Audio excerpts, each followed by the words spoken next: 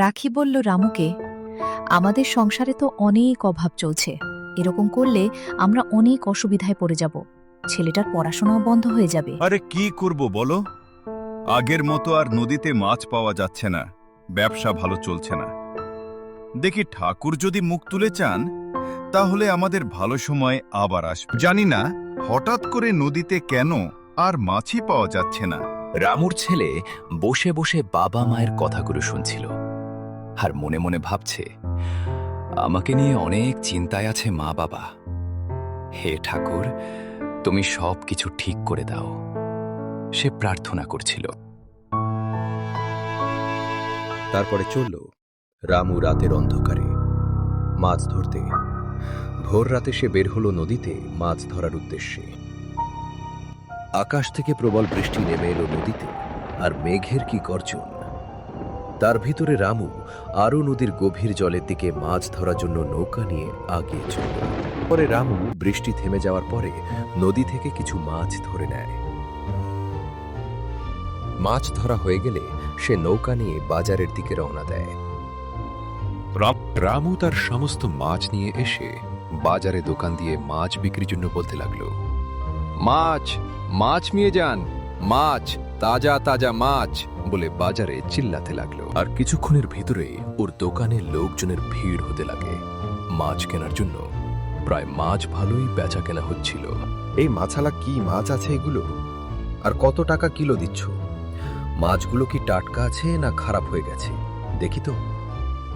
মাছগুলো দেখি। রামু বলল, আরে দেখুন, সবাই দেখুন, ভালো করে দেখুন, এই মাছগুলো অনেক টাটকা আছে। একটু আগেই বৃষ্টির ভিতর আমি নদী থেকে ধরে আনলাম। রুই আছে, কাতলা আছে, বিকেট আছে, যার যেটা পছন্দ মিন। মাত্র 100 টাকা কিলো। তাতেই লোকজন মাছ কিনা স্টার্ট করে দিল। রামুর ভালোই মাছ বিক্রি হচ্ছিল। মাছ বেচা প্রায় শেষের দিকেই তখন হঠাৎ করে হাঁটতে হাঁটতে দূর থেকে একটা বৃদ্ধ মহিলা রামুর দোকানের দিকে আসছিল। সেই বৃদ্ধ মহিলা রামুর মাছের দোকানের দিকে এসে রামুকে বলল, ও মাচালা, আমাকে মাছ দাও না। বৃদ্ধ মহিলাটি বলল, আমার আজকে অনেক মাছ খাওয়ার ইচ্ছে করছে, তুমি কি আমাকে এই মাছটা দেবে? আমার কাছে কিন্তু টাকা নেই।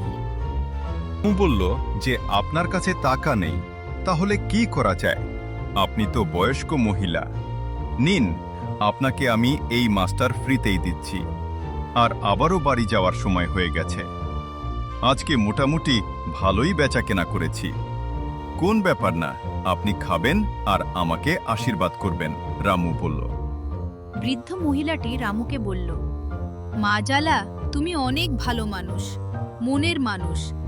এর আগে কেউ আমাকে কখনো এভাবে ফ্রিতে কিছু দেয়নি, তবে আমার কাছে টাকা নেই। তবে তোমাকে আমি একটা জিনিস দিব, এই জিনিসটা তুমি নিজের কাছে সব সময় রাখবে, ঠিক আছে? এই বলে বৃদ্ধ মহিলাটি রামুকে একটা জাদুই পাখির ডানা দেয় আর বলল রামুকে, বৃদ্ধ মহিলাটি যে মাজালা, এই পাখনাটি তুমি অনেক যত্ন রাখবে। তুমি এই পাখনাকে যা বলবে তাই শুনবে, যা তোমার মনের ইচ্ছা। ব্যাস, পাখনাটি নিয়ে হাতে ঘুরিয়ে যা মনের ইচ্ছা চাইবে সে পূরণ করে দেবে। রামু হাসতে হাসতে বলল, আচ্ছা বাবা, ঠিক আছে, আমি এই পাখনাটাই নাই রাখলাম। আচ্ছা নিন, মাছ নিয়ে যান, আমিও বাড়ির দিকে রওনা দিব। রাবু মনে মনে ভাবছে, বৃদ্ধ মহিলাটি তার সঙ্গে ইয়ার্কি করছে এই বলে রামুও বাড়ির দিকে রওনা দেয়। তারপর রামু হাঁটতে হাঁটতে বাড়ির দিকে পৌঁছাতে থাকে। তারপরে রামু হাঁটতে হাঁটতে অবশেষে পৌঁছে যায় তার বাড়ির এখানে। তারপর সে বাড়ির ভিতরে ঢুকল। রামু বাড়ির ভেতরে ঢুকে চেঁচাতে লাগলো, কই গো গিন্নি, কোথায় তুমি? এদিকে আসো, আমি চলে আসছি। তখন রামুর স্ত্রী কামুর দিকে আসতে লাগলো। রামুর স্ত্রী বলছে, আসছি গো, আসছি, দাঁড়াও, অত চেঁচাচ্ছ কেন বলে। রামুর দিকে এগিয়ে রামুর ওখানে চলে আসবে। তারপর রামুর স্ত্রী রামুকে বলল, চলে আসছো আজকে? মাছ বিক্রি হয়েছিল না হয়নি? তখন রামু বলল, আরে হয়েছে গো, হয়েছে, আজকে অনেকগুলো মাছ পেয়েছিলাম, ভালোই টাকা বিক্রি করেছি মাছ। এই নাও টাকাগুলো। বলি রামু সব টাকা নিজের স্ত্রীকে দিয়ে দেয়। তারপরে রামু খাওয়া দাওয়া করে ঘুমিয়ে পড়ে, আর শুয়ে থেকে সে আকাশের দিকে দেখছে, ওর চিন্তা ভাবনা করছে।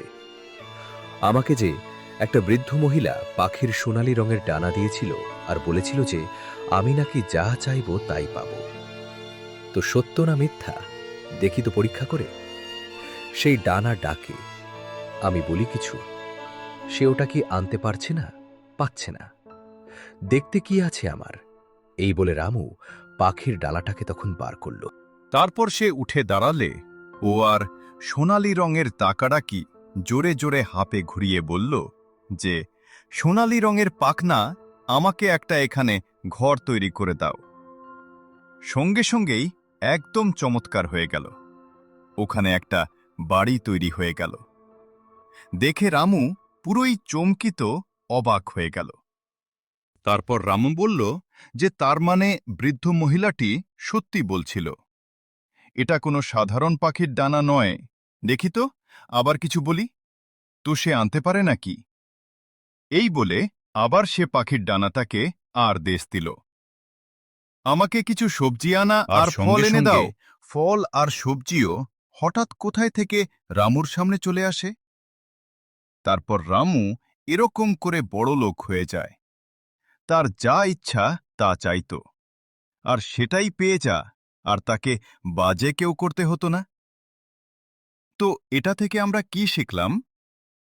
কারো ছোট হেল্প করলে ভগবান আমাদেরকে অনেক বড় কিছু দেয়।